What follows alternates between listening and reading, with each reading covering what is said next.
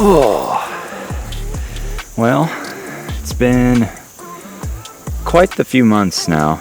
Gosh, it's been like 5 months now since I got the Axcel Driver, but it's been one of those sites that has treated me super well, and I feel like I can confidently give it a long-term review. So the Axcel Driver, this site has been on this Hoyt RX8 Ultra for 5 or 6 months now, and overall I have no complaints. It has been a fantastic site. I do still have my Dark Owl archery scope. I have a 3-pin vertical, which is the whole reason I run it.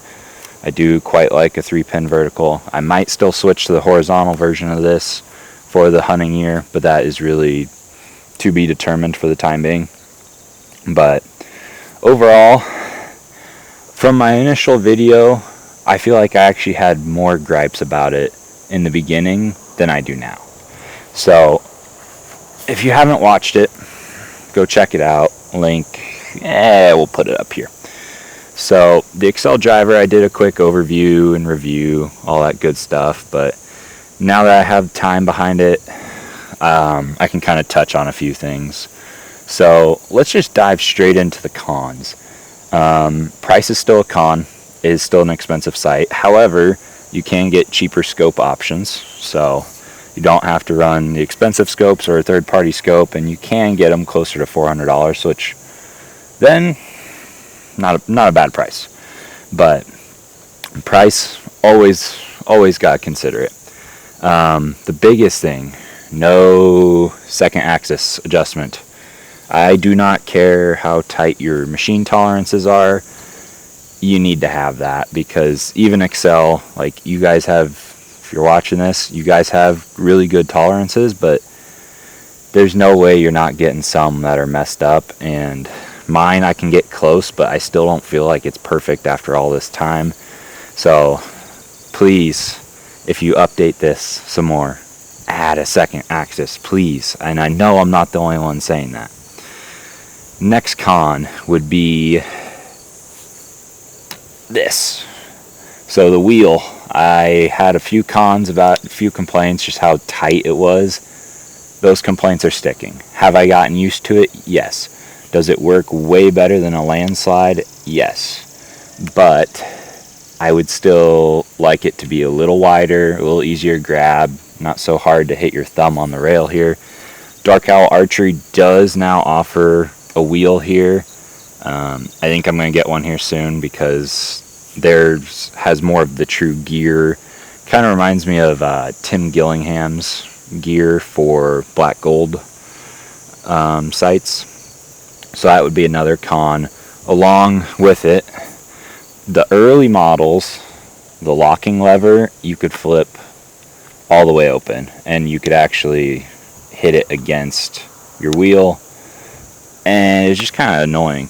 They have fixed that though, so I'm kind of taking that away from the cons list, because I've seen videos now where people said the newer models do have a stop to the locking mechanism, so that's good.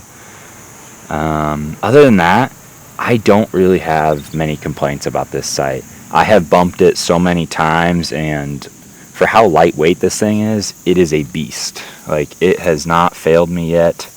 I'm hoping it never will. Antelope season's in pretty much 2 weeks, so it better not. But all the pros that were in my other video pretty much are going to stay the same. Super lightweight. I think it's still the lightest sight on the market. If not, it's right in there. Don't quote me. I don't know every single spec of all the new sights that came out. So we have that. We have fantastic indicator needles.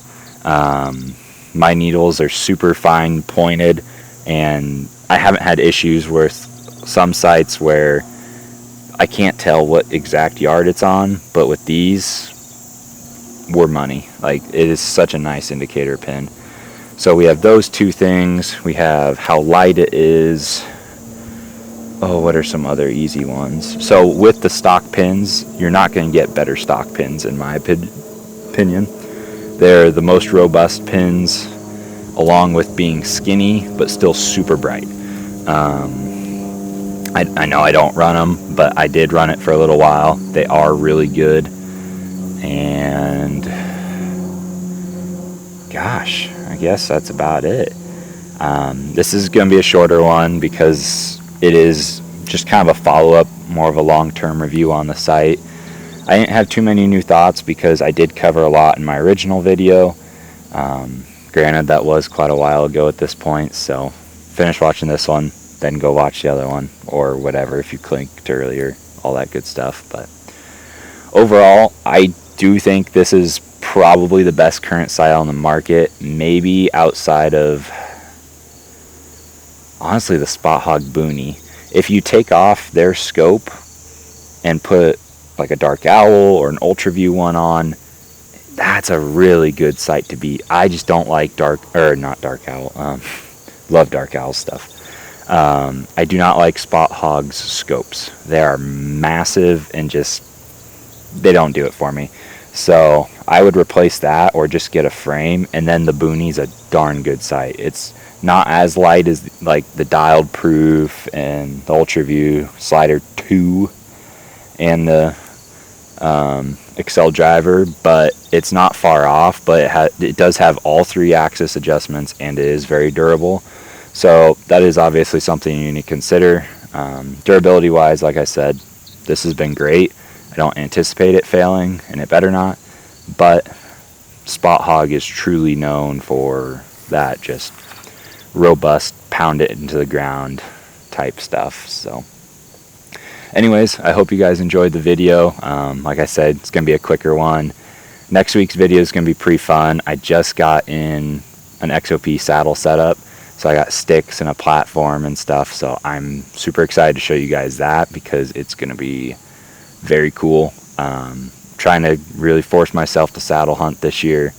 So I'm excited. So I'm going to go through my whole setup with that and just see if you guys have any tips and tricks for me. So thanks for coming around. Like, subscribe, do all that good stuff, and I will see you guys in the next one.